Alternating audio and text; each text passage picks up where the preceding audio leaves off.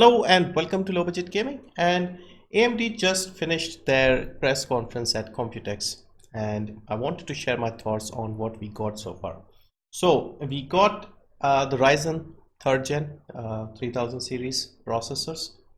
We got a teaser for the Navi graphics cards, and we had some other stuff, but mostly as a gamer we were interested in Navi and the CPUs to some extent. So first up, quickly, they had the 3000 series processors, and in my opinion these are amazing and much better than I expected. Now of course the leaks suggested 5 GHz boost clocks and stuff like that, but I don't really follow too much of the leaks because I'm a realist and companies want to make money and stuff, so I wasn't expecting that, and for the most part this is what we got. So in the press conference, they revealed these three processors: the Ryzen 7 3700X, the Ryzen 7 3800X, and Ryzen 9 3900X. But I'm watching this on Anantech, and this is a more detailed press release, and they've also released Ryzen 5 3600X and 3600. So they did not mention this in the live conference. So here I think this is clearly the standout part that they have. So we have Ryzen 7 3700X, 8 cores, 16 threads, 3.6 base frequency, 4.4 boost frequency, and the amazing thing is this is only 65 watt TDP. So surprisingly, the Ryzen 5 3600X, which is below it, has 95 watt TDP. So I don't know if this is a mistake or if this is indeed true, but that is a bit surprising because this is a 6 core 12 thread part and this is 8 core 16 threads. So I don't know if it's a typo or if it indeed is the thing. For example, I have the first gen Ryzen 5 1600, so something like this, the equivalent. So price wise it's about the same, because I remember the 1600 was I think 219 to 29, something like that at launch. So yeah, price wise it's perfectly in line. And this one, the top part, this was another amazing part. They compared it to the Intel, I forgot the name, but it was a 1200, I think it might be written somewhere here, 12 core, basically $1,200 CPU, which comes without the cooler, and this one comes with the cooler, and this is only 500. I think the standout is clearly this one. 65 watt TDP, 3700X, 8 core 16 threads. This is the star in my opinion, but even this one looks really good. So if I was to make a new system, I would try to go for this 329. In India I think this would be, with taxes and stuff, this should be at least 27,000 in India, and this one should be about 16,000 roughly. So yeah, prices are great, and we did not get any APUs and stuff. Maybe we'll get them later. So yeah, as far as the CPUs are concerned, they are doing great, and these were amazing.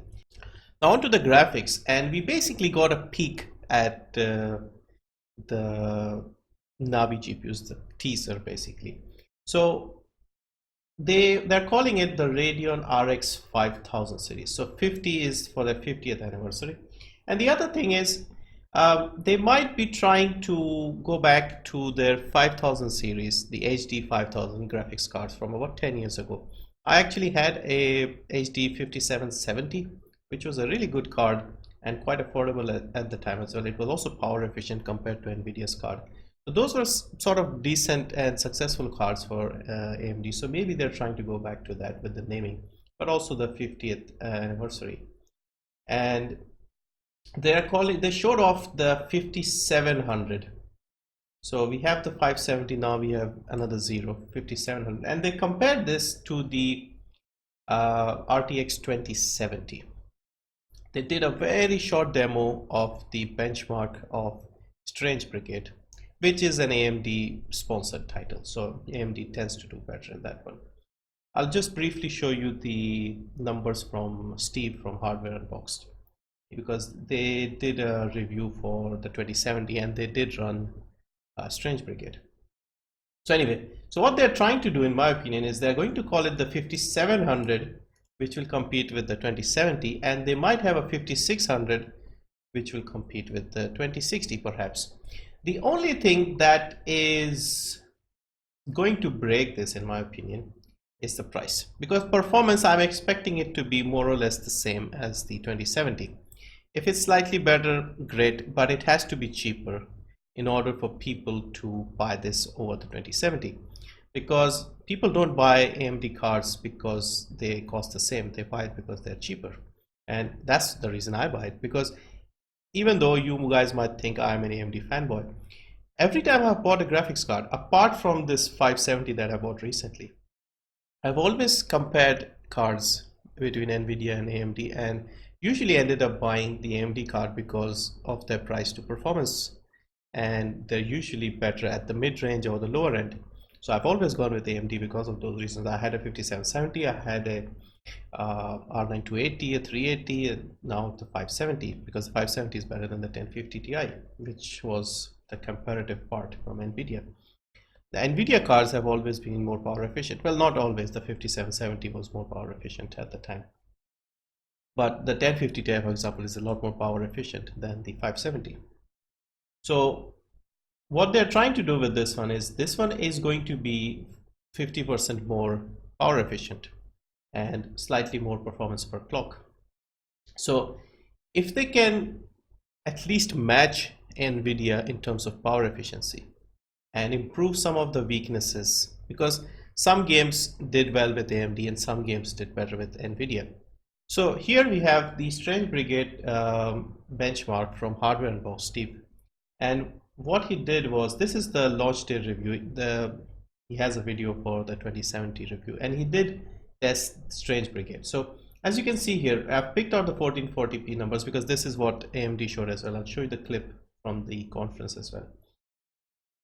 So basically this is 2070, 81 minimum, 101 maximum, average, sorry.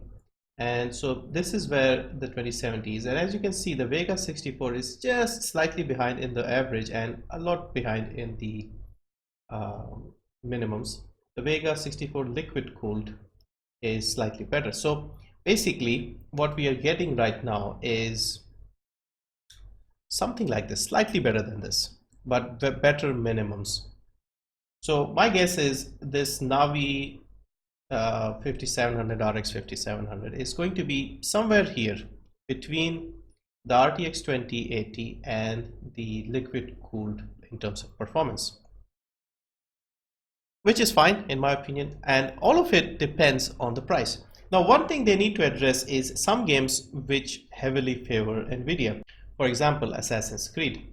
So if you see Assassin's Creed here, 2070 is significantly faster than Vega 64 liquid cooled or 64.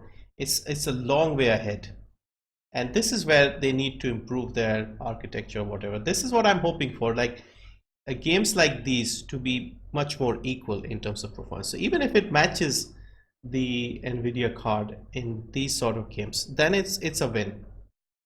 Then you have games like Forza Horizon where AMD is traditionally much better. So you can see here the 2070 is a long way behind the Vega 64, and the liquid cooled Vega 64 is even better than the 1080 Ti. So we want a bit more consistent results. So hopefully if it's overall better than the Vega 64, hopefully better than the liquid cooled version, then yeah, it should be about 10% faster.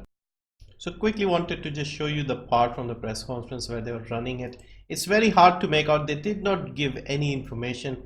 If you see here, it says 112 here. It's I think 100 and something here, 102. So they said it was 10% faster. That they were clearly running this at 1440p. And Strange Brigade is a AMD sponsored title, so it does tend to work better on AMD. But the Turing cards have addressed the weaknesses from the Pascal series. So the advantage AMD had, for example, the 580 versus the 1060, the advantage the 580 had in certain games, it's no longer there with the RTX cards. So hopefully the fact that this card is faster means it's faster overall in other things as well. So finally, the important thing is it has to be cheaper. So based on the leaks, once again, I don't pay too much attention to the leaks, but the leaks suggested two Navi cards at $399 and $499, one to compete with the 2060 and one to compete with the 2070. So we got the card that is competing with the 2070 today. This is the 5700. Now, the RTX 2070 sells for I think $499. So this has to be significantly cheaper in order for people to be attracted to this. Now, someone like me, AMD fanboy, if you want to call me, I might consider this anyway, but I'm not really in the market for a $500 GPU. I'm more of the budget entry level stuff, like a $200 range. So hopefully we get more cards below this in terms of performance, and the price has to be right. So if Nvidia is selling their card for $499, AMD has to come in with this card 57 at least $429, maybe $399 if possible. If they price it at $399 and it's 10% faster than the Nvidia card, and it comes with free games and stuff, and it matches in terms of power efficiency, then yeah, then it's a no-brainer. Then people will buy this, and it will be a good purchase as well. At $399, it will be a good option against the 2060 as well. But if they put it at 500, then I mean, what's the point? Because it's about the same, and people who are not going to buy a $500 card will not suddenly buy it now. People like me, let's say if I was going to buy a $350 card, I would spend a bit more and get the $400 card.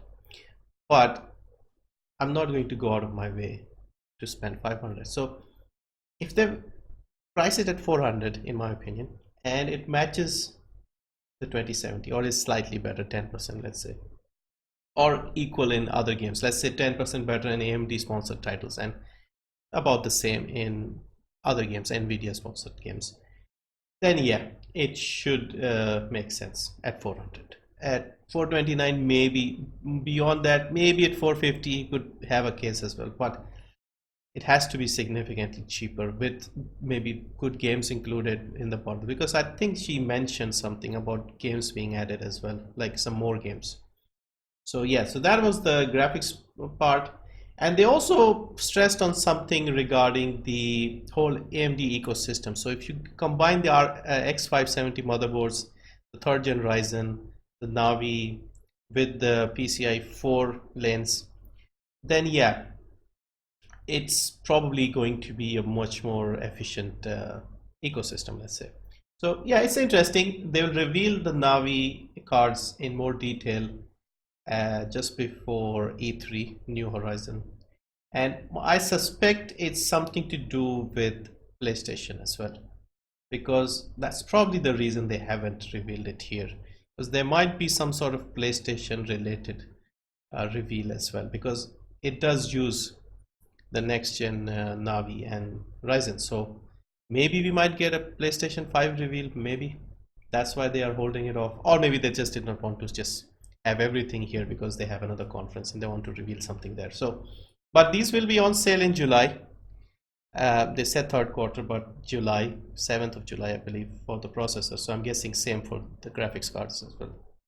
So yeah, as long as they have good pricing, as long as they match Nvidia, as long as the power efficiency is improved, it is improved, they have said that. So hopefully with all of that, these actually might be all right. They might be good. So yeah, let's see. I'm not too hyped, and I'm also not too worried, but the only thing that can break this is the price. If they price it too high, then it will be a waste. But if they price it properly, then they might do well.